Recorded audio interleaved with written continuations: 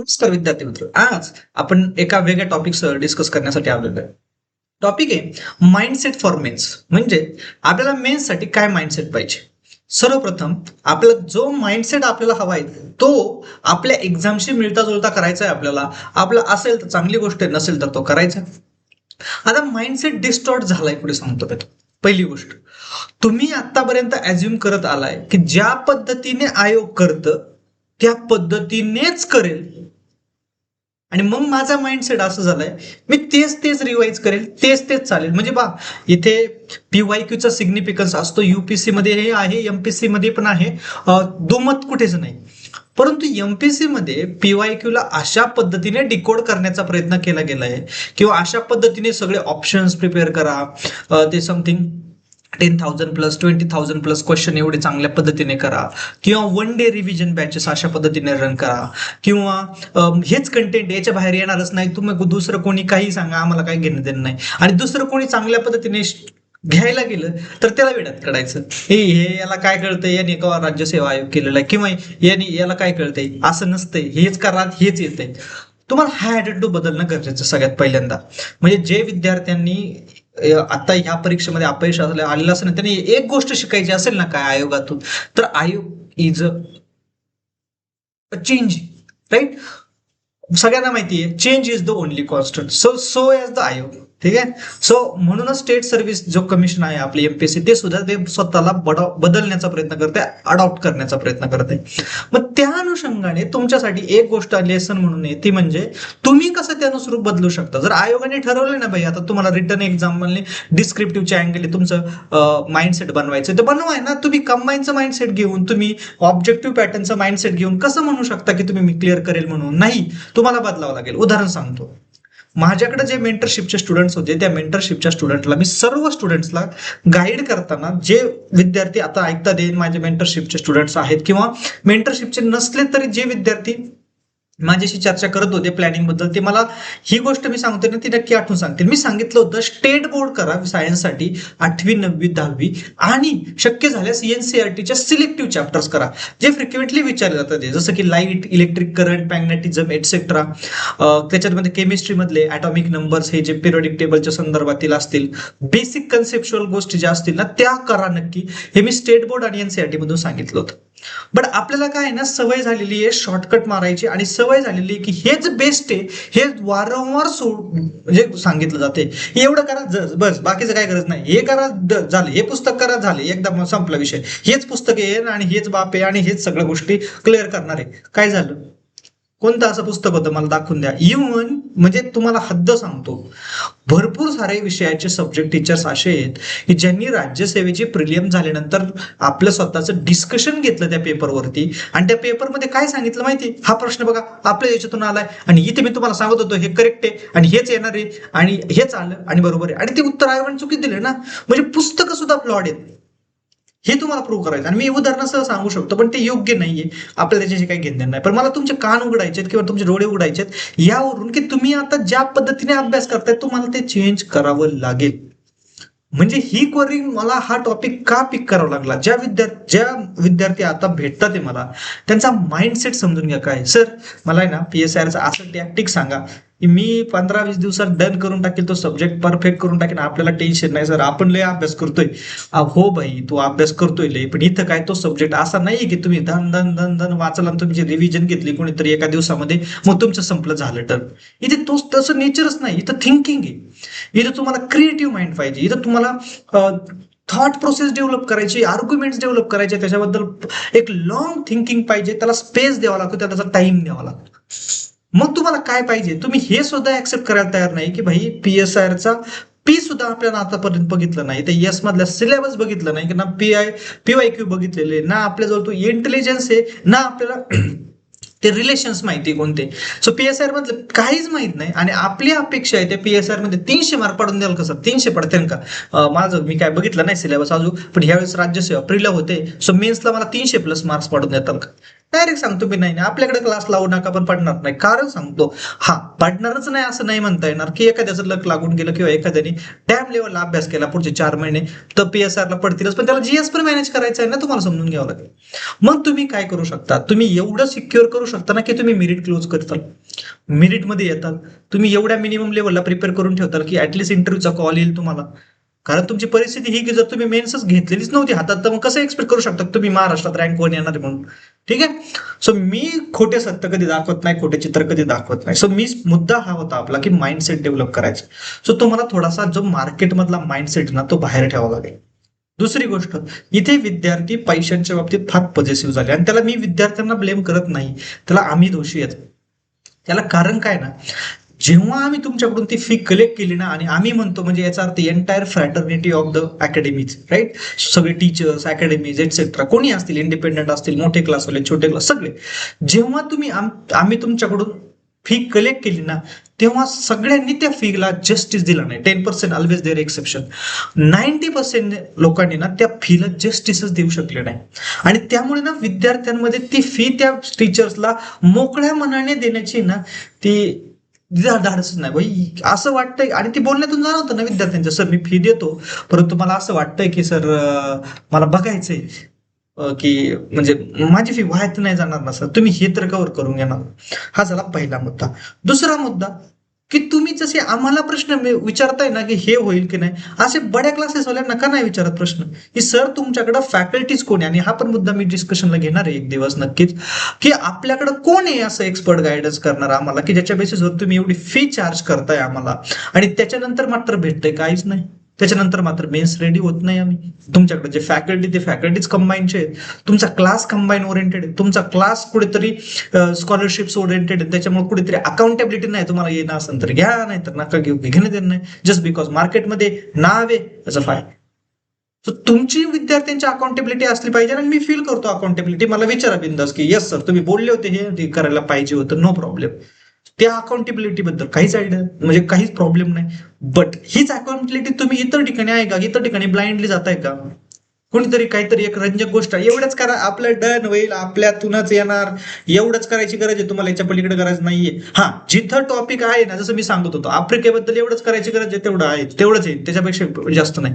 पण पूर्ण सब्जेक्ट आणि पूर्ण लेक्चर्स आणि अख्खा सब्जेक्ट म्हणजे अख्खा ऑप्शनल मध्ये तुम्ही एवढे 20 लेक्चर करून होईल नाही.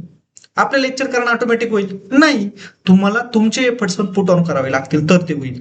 So it is an eye opening time. मग करायचं काय, सगळ्यात पहिल्यांदा तुमचे जे काही डाऊट्स आहेत रिगार्डिंग मेन्स, यासाठी ना आपण एक 2 दिवसानंतर म्हणजे वेन्सडेला संध्याकाळी ठीक 9 वाजता, ठीक आहे, म्हणजे जेणेकरून मोस्ट ऑफ द स्टुडंट्स त्यांचं डिनर वगैरे फिनिश होईल. सो 9-9:30 एक लाईव्ह सेशन ठेवणार आहे मी. त्या लाईव्ह सेशनमध्ये तुमचे जेवढे डाऊट्स आहेत तेवढे सगळे क्लिअर करायचे आहेत आपल्याला. सो वेन्सडेला संध्याकाळी रात्री 9 वाजता मी लाईव्ह असेल युट्यूबवरती आपल्या चॅनलवरती. तुम्हाला जे काही डाऊट्स विचारायचे ते विचारा. First thing. सेकंड थिंग, मी तिला डिस्कस करणार आहे येणाऱ्या मेन्ससाठी तुम्ही काय केलं गेलं पाहिजे, तुमचा सिलेबस कसा डिकोड करायचा आहे, तुम्हाला PYQचं काय महत्व आहे, त्या PYQ नुसार काय केलं गेलं पाहिजे, क्वेश्चन्स कसे रीड केले गेले पाहिजे, केस स्टडीज कशा येतात, ते काय रीड करायचंय, कोणत्या टाईपचे क्वेश्चन कशा पद्धतीने विचारले जातात. उदाहरणार्थ तुम्ही जर, मी जस्ट एक्झाम्पल म्हणून सांगतो, GS मध्ये GS2 मध्ये जर पेपर तुम्ही व्यवस्थित पाहिला तर GS2 मध्ये त्यांनी मुद्दामहून डिव्होल्यूशन इंडेक्स ऍड केलेला आहे, जो की मी ऑलरेडी GS2 जे विद्यार्थ्यांनी आपल्याकडे शिकले होते त्यांना मी एक्झाम्पल मध्ये डिव्होल्यूशन इंडेक्स लिहून दिला होता. याच्या पलीकडे डिव्होल्यूशन इंडेक्स बद्दल काहीही फार PIB मध्ये सुद्धा नाहीये. PIB मध्ये सुद्धा डिव्होल्यूशन इंडेक्सच्या नावाखाली खाली पंचायत राजच एक्सप्लेन केलेले आहे. ठीक आहे.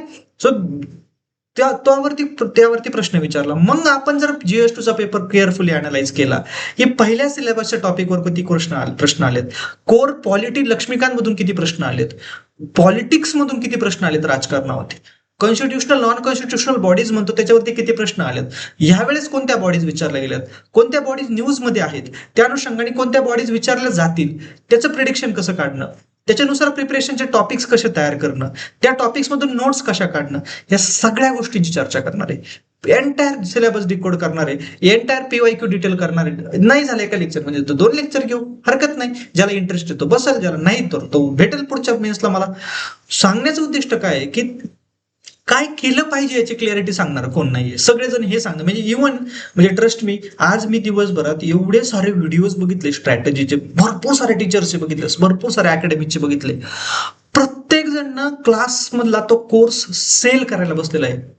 मला त्याच्यात दिसून आलं की नाही, अरे मग माझं चुकतंय का. मी माझे पण काही व्हिडिओज ओपन करून बघितले आणि मग माझ्या व्हिडिओज मध्ये पण मला काही ठिकाणी जाणवलं की नाही, माझं ओरिएंटेशन ना कधी कधी क्लासमधला तो प्रोग्राम सेल करण्याकडे पण जाते. यस, इथून पुढे रिफॉर्म करायची गरज आहे. काय गरज आहे, कोणीही तुम्हाला स्ट्रॅटेजी सांगत नाही प्रॉपर काय करायचंय.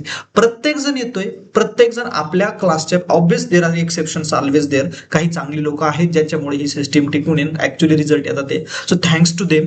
But at the same time most of the लोक हे मार्केटिंग आणि गिमिक्स आणि फिगर, स्वतःचा फेस याच्या नावाखाली जे काही सांगतात ते सगळं आपली बॅच आहे, हे असं असेल, त्या बॅचमध्ये हे असेल, हे असेल, हे असेल, ओव्हर प्रॉमिस केलं जाते, सगळ्या गोष्टी ओव्हर सेल केल्या जातात ते, आणि अल्टिमेटली काहीच मिळत नाही. आणि मग तुमची वेळ गेलेली असते.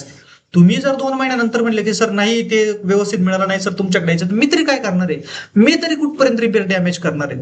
गेले 1 ते 1.5 वर्ष झाले आम्ही रिपेअर डॅमेज करतोय काही टीचर्स, की ज्या काही इन्स्टिट्यूट्सनी विद्यार्थ्यांचे माइंडसेट खराब करून ठेवलेत, वर्ष खराब करून ठेवलेत. त्या मला प्रॉब्लेम इन्स्टिट्यूटचा नाहीच आहे, मी आधी सांगतो, ते सिस्टीम आहे, ते पार्ट आहेत, ते त्यांचं काम करतात, ते त्यांच्या पद्धतीने बेस्ट देण्याचा प्रयत्न करतात.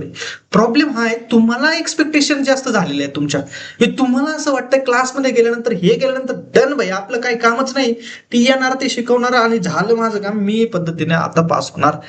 असं नसतं. असा सब्जेक्टिव्ह नाही, मला माहित नाही ऑब्जेक्टिव्ह असं असेल तर, बट सब्जेक्टिव्ह असं नाहीये, डिस्क्रिप्टिव्ह पॅटर्न असा नाहीये. It requires equal amount of, rather more amount of efforts from you than the faculty itself. तुम्हाला काय गरज आहे, आज तर स्ट्रॅटेजीची गरज आहे. स्ट्रॅटेजीमध्ये काय गरज आहे, नुसतं स्ट्रॅटेजी म्हणून उपयोग नाही. त्या स्ट्रॅटेजीमध्ये गरज आहे तुम्हाला हा सिलेबसचा पॉईंट डिकोड कसा केला गेला पाहिजे, या सिलेबसच्या पॉईंट मधून येऊन प्रश्न काय येऊ शकतात. ठीक आहे, फॉर एक्झाम्पल मी नेहमी सांगत असतो, इन्क्लुझिव्ह ग्रोथ, आर्थिक समावेशक किंवा वित्तीय सर्वसमावेशकता, हा टॉपिक तुम्ही करूनच जा, इतक्या परफेक्टपणे करून जा की त्याच्यावर आधारित प्रश्न येणार म्हणजे येणार, वादच नाही ना. जर तुम्हाला एवढं क्लॅरिटी, आणि मी अजून काय सांगतो, फूड प्रोसेसिंग इंडस्ट्रीवरती तुम्ही हवं तर मी तुम्हाला टेस्टिमनी घेऊन येईल. मी बसल्या बसल्या चर्चा करता करता GS3च्या पेपरचे डायग्रॅम्स, इंट्रोडक्शन, कोणते टॉपिक येऊ शकता, हे सहज एक विद्यार्थ्याला सांगितलं होतं की चल चर्चा, ते म्हणला सर थोडंसं गायडन्स द्या, मी काय वाचलेलं नाही, आणि तो पोस्ट होल्डर आहे. ठीक आहे, सो त्याला असं काय नव्हतं, पण त्याला पेपर द्यायचा होता, सो सिलेक्ट झालेला होता तो मेन्सला. तर मी सहज बसल्या बसल्या सांगितलं, 20 पैकी 11 क्वेश्चन रिफ्लेक्ट झाले होते. मी GS3 शिकवत नव्हतो, सो मी GS3च्या फार टच मध्ये पण नव्हतो, बट एक्झॅक्टली सर आलेला फोन केला, सर तुम्ही जे डायग्राम सांगितलं ते डायरेक्ट मी डायग्राम काढून आलो, आणि त्यातले एक डायग्राम फॉर एक्झाम्पल डिझास्टर मॅनेजमेंटचे डायग्राम. मी त्याला सांगितलं होतं, भाई काही डिझास्टर मॅनेजमेंटचा क्वेश्चन तुला जर माहित नाही ना, ही डायग्राम काढून ये, आणि तोच क्वेश्चन आला, तीच डायग्राम ती लिहायची होती, ती सायकल लिहायची होती डिझास्टर मॅनेजमेंटची प्लॅनिंगची. सो ही याला म्हणतात स्ट्रॅटेजी, याला म्हणतात व्हॅल्यू एडिशन, याला म्हणतात अशा पद्धतीने काम करणं की जेणेकरून एक्सेल करता येईल, मेन्स क्लिअर करता येईल. हा माइंडसेट तुम्हाला डेव्हलप करणं गरजेचं आहे. तुम्ही आज हा माइंडसेट ठेवून चालू नका की ऑब्जेक्टिव्ह पॅटर्न नुसार मी वाचलेलं आहे, आता एवढं सफिशियंट आहे, मी क्लासमध्ये केलेलं आहे, मी सफिशियंट आहे, आणि मग त्या अनुषंगाने मी 1 दिवस नंतर रिव्हिजन प्रोग्राम जॉईन करेल आणि कोणीतरी मला गाईड करेल आणि डन होईल. नाही, असं नाही होणार आहे. ठीक आहे, सो मान्य आहे मला की तुम्हाला काही बऱ्याच जण विद्यार्थ्यांना शॉक बसलेला आहे, तो UPSCचा असू द्या, त्यानंतर MPSCचा असू द्या, बॅक टू बॅक, आणि तुम्ही सगळे म्हणजे ह्या मोडमध्ये आहे की कंबाईन करू की काय, हे मान्य करतो मी. बट अगेन, कोणत्याही गोष्टी, मॉरल ऑफ द स्टोरी, कोणत्याही गोष्टीचा शॉक हा इथपर्यंत बसून द्यायचा नाही की त्याने लाईफ कोलॅप्स होईल. धक्का बसलाय, सावरायचं. धक्का, आणि सावरायला कोण आहे, तुम्हीच स्वतः. सेम, कोण नाही येणार तुम्हाला सांत्वन द्यायला, कोण नाही, मी सुद्धा नाही. मी काय दुसऱ्या मिनिटाला म्हणायला लागलो तुम्हाला मेन्सची तयारी करा, मी सुद्धा सांत्वन किती दिवस देणार आहे, किंवा कोणी गरज, आणि सांत्वनाची गरज पण नाही. तुम्ही, मला माहिती आहे, मेंटली तुमचा कॉन्फिडन्स क्रश करण्याचा प्रयत्न झालेला आहे, आणि क्रश झालेला आहे बऱ्याच जणांचा, म्हणजे अक्षरशः सेल्फ डाऊट्स क्रिएट झालेत विद्यार्थ्यांमध्ये की सर हे माझ्यातच प्रॉब्लेम आहे असं वाटतंय, सगळ्यांचं व्यवस्थित चाललंय, ज्यावेळेस मी सक्सेस, ज्यावेळेस मी फुल फोकसने करते किंवा करतो त्याच वेळेस हा प्रॉब्लेम येतोय सर, असं सेल्फ डाऊट्स क्रिएट झाले ह्या एक्झामच्या पॅटर्नमुळे. बट अगेन, या अंडरस्टँड करा की राज्यसेवा बदलते, ऍक्सेप्ट करा, काय करायचंय पुढच्या वेळेस मी आहे त्यानुसार करूया. जे विद्यार्थी करतील, ज्या विद्यार्थ्यांनी केले, त्यांनी अनुभवले, बदलते तर मग आपण त्याच्यानुसार बदलूया. राज्यसेवा UPSC सोबत करा, कंबाईन ग्रुप C सोबत करा. राज्यसेवा आणि कंबाईन सोबत नाही होऊ शकत. हे जेवढ्या लवकर रिअलाइज होईल तेवढ्या लवकर तुम्ही त्या सायकलमधून बाहेर निघाल, त्या प्रेशरमधून बाहेर निघाल. आजही एका विद्यार्थ्याशी बोलताना जाणवलं की तुम्ही कशा पद्धतीने सायकलमध्ये फसत चाललाय आणि त्याचा परिणाम म्हणून हे कुठेतरी एमपीएससीच्या आयोगाच्या पॉलिसीमुळे तो विद्यार्थी फसला गेला होता. बट अगेन सायकलमध्ये फसत चाललाय आणि मी पण त्याचा विक्टीम आहे. मी पण सायकलमध्ये फसत गेलो की प्रिलियम मेन्स इंटरव्ह्यू होतोय ना तर लगेच प्रिलियम्स 15 दिवसात नाही केलीच पाहिजे. नाही प्रिलियम्स होती कारण प्रिलियम्स मध्ये मास्टर झालेले. सो आता मेन्सला किती टाइम आहे? 80-90 दिवसच टाइम भेटलेला आहे. मेन्स करूया. पण ठीक आहे, मेन्स झाली, मग इंटरव्ह्यू, मग पुन्हा लगेच प्रिलियम्स. सो याच्यातून बाहेर पडायचं असेल तर तुम्हाला काय आहे? हा चान्स आहे. ज्यांचं झालं नाही ना त्याच्यासाठी हा चान्स आहे की अशा पद्धतीने मेन्स तयार करायची ना की पुढच्या वर्षी प्रिलियम निघाली की आपली मेन्स निघून आपण इंटरव्ह्यूला असणार, लिस्टमध्ये असणार. मग जागा किती येऊ आपल्याला देणं घेणं नाही. अशा पद्धतीने मेन्स तयार करून ठेवा ना. सो प्लस मी आणखीन एक इनिशिएटिव्ह लॉन्च करायचा विचार करतोय. तो इनिशिएटिव्ह फ्री ऑफ कॉस्ट आहे ऑब्व्हियसली. तो इनिशिएटिव्ह काय? Study with me. Let's study together. म्हणजे काय? मी लाईव्ह स्टडी करणार तुमच्यासोबत, मी पण स्टडी करणार. कारण का टीचरला सुद्धा तेवढी इक्वली स्टडी करण्याची गरज आहे. कोणताही सब्जेक्ट असू द्या, रॅन्डमली पिक करूया सब्जेक्ट, जेणेकरून तुम्हाला त्या सब्जेक्टमध्ये हेल्प होईल एक्सेल करण्यासाठी. ठीक आहे. आणि तो टॉपिक्स काय असतील ना मी अगोदर सांगत जाईल की ठीक आहे आज आपण ह्या टॉपिक वरती अभ्यास करणार आहोत करंट अफेअरचा, किंवा प्लॅन बनवूया वॉट एव्हर. मी मॉडेलिटीज फाइंड आउट करेन. बट तुम्हाला तुमच्या पद्धतीने जो अभ्यास करायचा तो करा, मी माझ्या पद्धतीने जो अभ्यास करायचा तो करेल. लाईव्ह अभ्यास करूया, स्टडी टुगेदर, जेणेकरून फुल कॉन्सन्ट्रेशन होईल.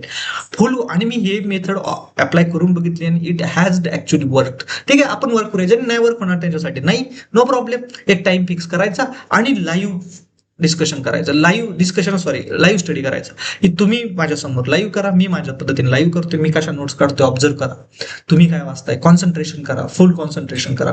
तुम्ही तुमचा टॉपिक वाचा, मी माझा, जेणेकरून एक अकाउंटेबिलिटी फिक्स होत जाईल.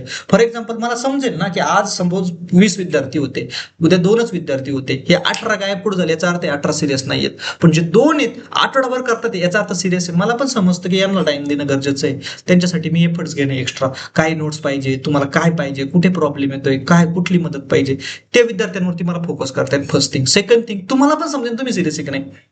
सो ह्या गोष्टीसाठी एक अकाउंटेबिलिटी मेकॅनिझम तयार करायचं म्हणून स्टडी विथ मी असा एक आपण इनिशिएटिव्ह लॉन्च करतोय. आणि त्यासाठीच हा माइंडसेट, आणि त्याच्यामध्ये काय ना सिंपल माइंडसेट प्रिपरेशन करायचं की मी स्टडी करत असताना मी कोणते टॉपिक्स हायलाइट करतो, कशा पद्धतीने करतो. हळूहळू पहिले 2-3 लेक्चर तुम्ही ऑब्झर्व करा, नंतर तुम्ही 2-3 लेक्चर माझ्यासोबतच काम करा. सो PSIRचा घेऊया, कधी GS 1-2 घेऊया. ठीक आहे. So that's all about it. आजच्या या टॉपिक्समध्ये थोडासा व्हिडिओ लेंदी झाला, बट ठीक आहे, that's all about it. Thank you so much.